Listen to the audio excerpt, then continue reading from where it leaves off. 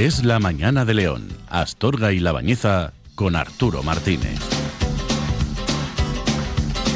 9 minutos sobre la 1 de la tarde. Anaís, ¿qué tal? Qué alegría, ¿eh? Bien. Qué alegría recuperar la ni nueva ni nada, la normalidad en el estudio. Y Desde que luego que vengan sí. los invitados, ¿eh? Sí, Qué bueno. Volver a ver las caras. Sí, es verdad. Todo este tiempo, Es que si no no, por teléfono, sí, hemos sí. tenido bueno, esa que, ventaja, que bien, ¿no? también, muy bien, pero Pero oye, no, mucho es mejor. que te diga, ¿no? Así. El ver la cara, pues bien, eso siempre Muy está muy bien. bien. Hablamos de la sección Es Saludable. José Alberto Benítez, ¿cómo estás? Buenos días, aquí estamos. ¿Qué tal? ¿Cómo estás, hombre? Con cuidado, eso sí, Con todavía, cuidado, cierto cuidado, ¿eh? Uh-huh. Aquí tenemos las bueno, Sí, claro, los oyentes esto no lo ven. Es Luego un poco los absurdo. que nos vean por YouTube. Bueno, luego. es verdad que tenemos Claro. el tío de las redes sociales, que, por cierto, javefitness.com. Eso es. Vale. Hoy vamos a hablar de varias cosas. De varias cosas. Una de ellas, lo decía yo en el inicio del programa, tiene que ver con la salud. Habíamos hablado ya en su día del ayuno impertinente, no, el ayuno intermitente, que, fíjate, se ponía otra vez de moda por comentarios del Zapataki, Uh-huh. y hablábamos de él de una manera más científica, como algo bueno y correcto, siempre y cuando sea ese ayuno intermitente definido, y ahora lo vas a volver a repetir como tal. Uh-huh. Pero cuidado, porque hay otros modelos de ayunos Sí. que igual no responden a ese ayuno intermitente y que, bueno, pues otros los pueden sacar a colación.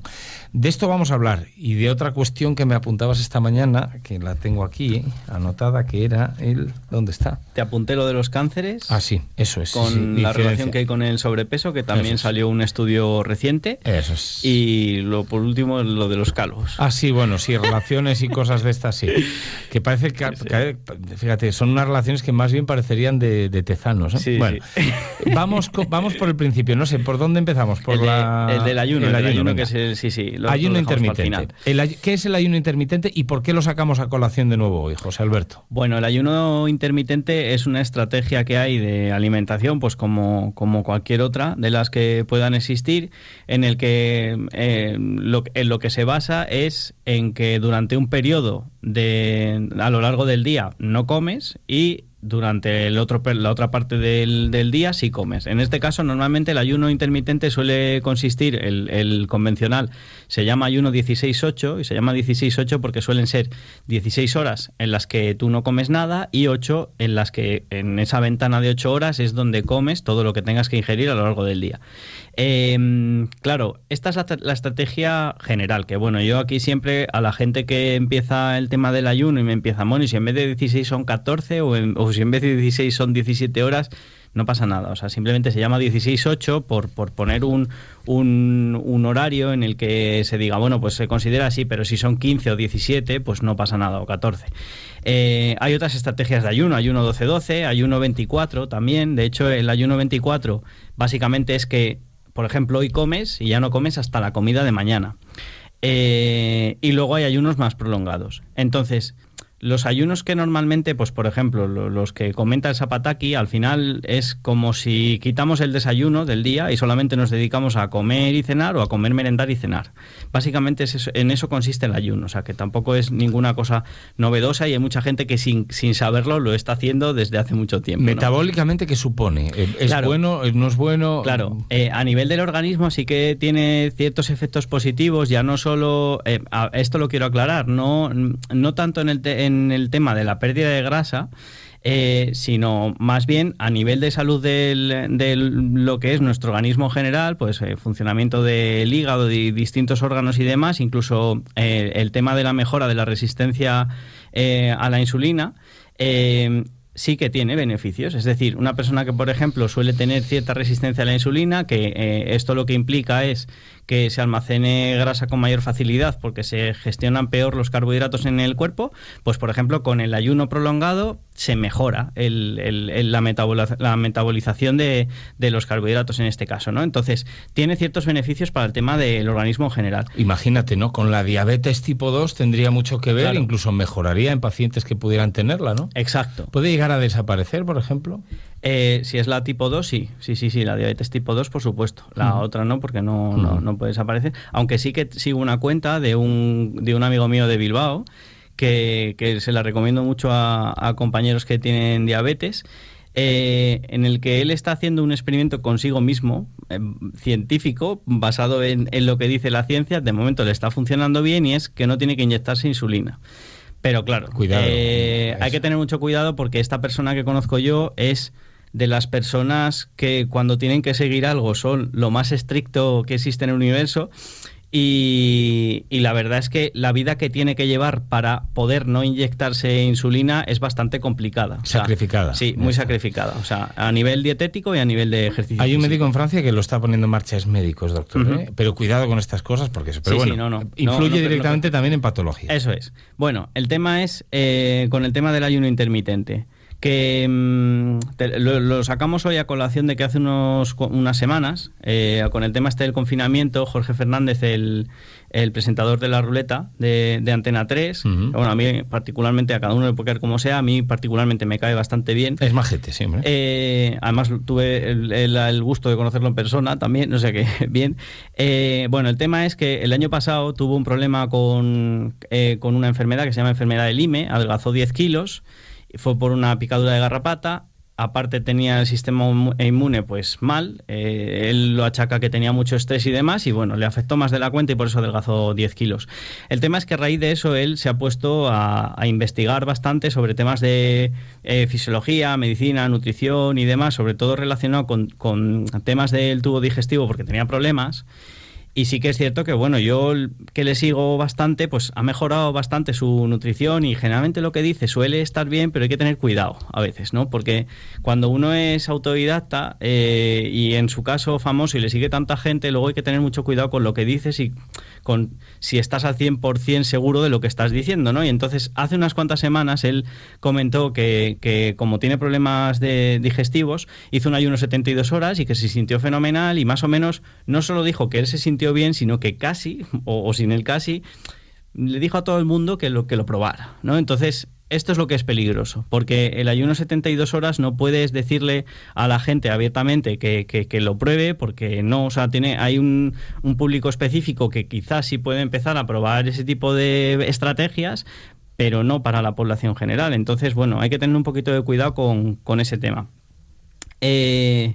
Y lo que venía a traer es que a raíz de ver yo esto, salió justo un estudio, una revisión sistemática relacionada con el tema del ayuno intermitente, a finales de mayo, o sea, hace unos poquitos días, en el que lo que hicieron fue analizar estudios de entre 1971 y 2018, o sea, esa franja de años.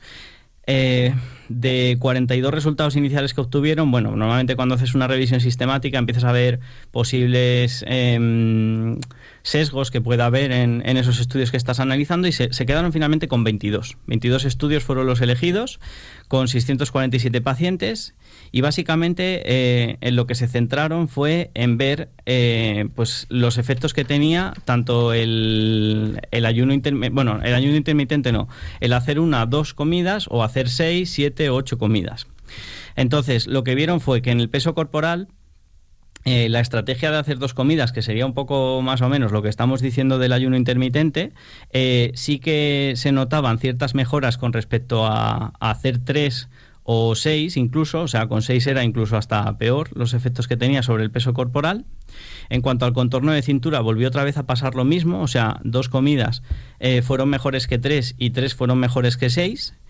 Y en cuanto al tema de la ingesta calórica, lógicamente, como las otras 2 ya habían sido así, esta pasó lo mismo. Es decir, las personas que comieron 2 y 3 veces, o sea, hicieron 2 o 3 comidas a lo largo del día, ingirieron menos calorías que las que lo hicieron en 6. Claro, ¿qué pasa? Que, como ya hemos dicho aquí muchas veces, vivimos en una sociedad en la que interesa vendernos que tenemos que comer snacks, que tenemos que hacer una media mañana, que tenemos que hacer una media tarde, pues porque interesa vender los productos, pero a nivel de salud pues no es necesario. Y si alguien no tiene la necesidad de comer tantas veces, pues mejor si come menos veces, esas 3 o 2 veces, que si comes 4, 5 o 6. Por lo menos en temas tanto de salud, como hemos dicho al principio, como de reducción de peso corporal, de contorno de cintura y de porcentaje Tal y graso. como plantea este estudio, que no quiere decir, Claro. volvemos a repetirlo, que se esté recomendando ni aconsejando. No. Hay que Estamos estudiar cada diciendo- caso eso es. particular. Eso es. Estamos diciendo esto, que según este estudio mejoraba la salud, la grasa corporal y todo de esta gente, ¿no? Incluso la ingesta de calorías. Eso es. Y luego ahora, si quieres, pasamos al de los cánceres. Sí. El estudio que te pasaba... Oye, un momento, con respecto a ese ayuno de 72 horas, son 3 días, ¿eh? Volvemos Sí, a son repetir 3 lo días. mismo. Yo no sé, bueno, lo diremos conforme haya más datos al respecto, pues se producirán estudios y tal, pues iremos comentando estas cosas, ¿no? Correcto. De la comunidad científica que estudiará, seguramente nutricionistas carrera, que estén estudiando con población real precisamente todas estas cuestiones, y aquí las sacaremos porque nos interesan. Con respecto a lo del cáncer, sí, hoy esta mañana comentando a través del WhatsApp decíamos que, como hemos hablado de la incidencia y que ahora hay tanto, lo decíamos desde el principio nosotros, ¿no? Oye, ¿cuáles de estos casos de contagios de coronavirus, muertes por estos casos, se pueden atribuir al coronavirus o a la gotita que ha colmado el vaso y que ha ido al traste con la salud de este paciente, que ya está deteriorada y ha sido pues el detonante para, tristemente, el fallecimiento de esta persona? Pues esto también hay que determinarlo. Y ahora hay además mucha polémica con este baile de cifras y de datos, ¿no? Bueno, pues vamos a poner en valor también las cifras de personas que por tabaquismo, que por obesidad, que por otras muchas cuestiones tienen relación con la muerte y con el fallecimiento también, y de qué manera, según, vuelvo a repetir, la gente que se dedica a estudiar esto y la comunidad científica. Y hoy hablamos de una enfermedad concreta, el cáncer. Cuéntame. Bueno, pues el estudio se hizo con los datos que había de los fallecimientos en Reino Unido. Creo que fueron desde los fallecimientos del 2018. Y básicamente se encontró que de la gente que padecía cáncer, de los fallecimientos que fueron por cáncer, dentro de esa gente que falleció por cáncer, el cáncer decían que estaba muy directamente relacionado en un 15% de las ocasiones con el tabaquismo. Y la segunda que estaba en la lista de porcentajes de relación entre el cáncer y otro tipo de comorbilidades era el sobrepeso y la obesidad, con un 6,3%. Pero fíjate, luego había un 3,3% relacionado muy directamente con el alcohol y un 3,3% muy directamente también relacionado con la fibra insuficiente en la dieta. Es decir, que bueno, tenemos ahí un 6,3% con el tema de sobrepeso y la obesidad y otro 3,3% con el tema de la fibra. Una cosa que me pareció bastante importante, que esto lo mire yo luego, era que en Reino Unido hay ahora mismo un 27,80% de personas con obesidad. Y en el estudio destacaban que, por ejemplo, los cánceres en Japón solo estaba relacionado la obesidad o el sobrepeso en un 1,1%. Claro, pero ¿por qué esta baja prevalencia en Japón? Porque es que en Japón, que me pareció un dato curioso cuando lo encontré, es el sexto por la cola en obesidad, claro, con solamente un 4,30% de su población con obesidad. O sea que algo están haciendo bien allí y habría que mirar un poco... O sea que la alimentación, la vida saludable y el cáncer tienen relación, y por lo tanto la muerte por cáncer en gente que tal tiene una incidencia en porcentajes. Claro. Quiero decir que solo nos centramos muchas veces en el tabaquismo, en los virus, en las enfermedades, y al final... Bueno, pues la obesidad es una enfermedad que puede provocar, entre otras cosas, no solamente aterosclerosis y otras muchas cuestiones vasculares, ¿no? Sino que también puede incidir en la prevalencia que pueda tener una enfermedad como el cáncer, que finalmente pues tenga que ver con la muerte de una persona, ¿no? Bueno, de hecho la semana pasada lo comentábamos lo comentaba con Anaís, en el tema del coronavirus, la mayoría de fallecimientos que ha habido de personas jóvenes, una de las patologías que tenían era precisamente la obesidad. O sea, las personas que padecían obesidad tenían 3 veces más riesgo de que la enfermedad le acabara... pues eso, perjudicando hasta el punto de fallecer. Yo tenía una profesora que se llamaba Belina, me daba filosofía. Y cuando estudiábamos lógica de proposiciones, tú cogías el argumento, el texto, ¿no? Y decías, le llamabas a una parte del texto A, a otra parte del texto B, que esto al final es la base del estudio científico, en lo que ha derivado todo, ¿no? La filosofía era ciencia, ¿no? Sí. Y había otra proposición que era la C.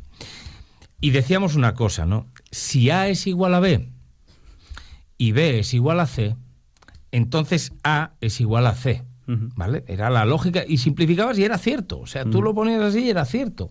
Contexto, ¿no?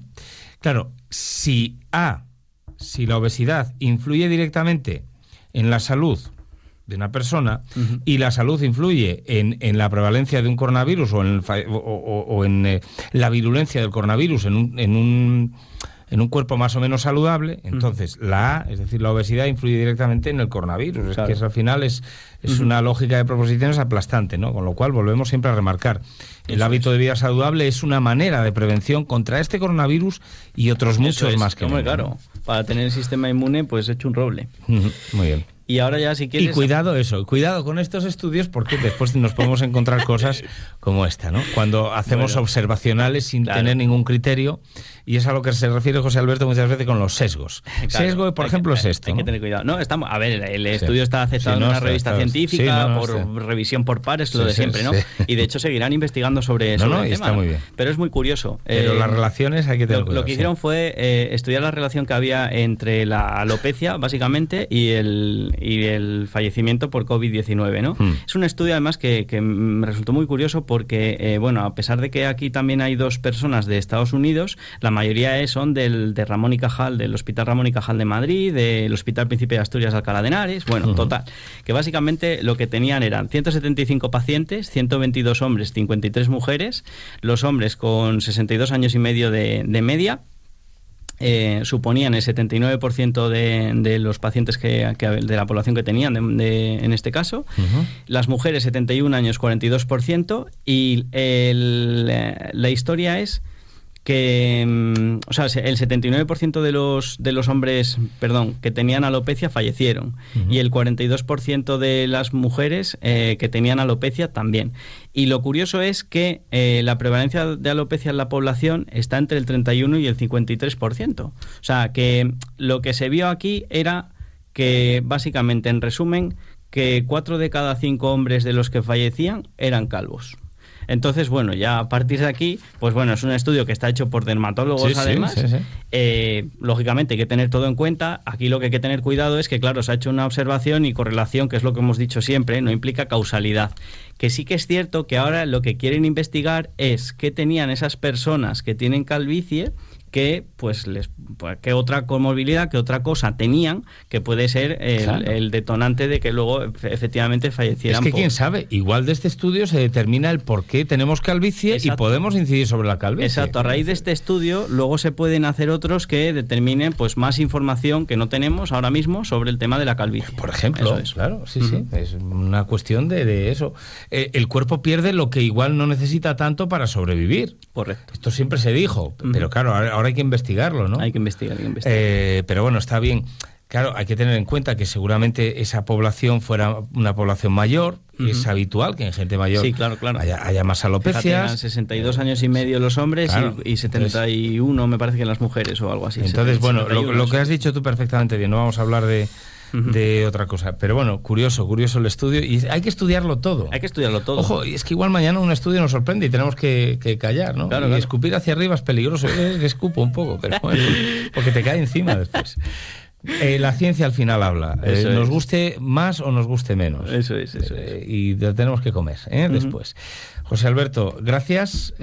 Bienvenido de nuevo al estudio. Muchas gracias. Y nos vemos el próximo lunes con más temas muy buenos, siempre apasionantes en Es Saludable. javefitness.com, mientras tanto, para ver enlaces, relaciones, etcétera.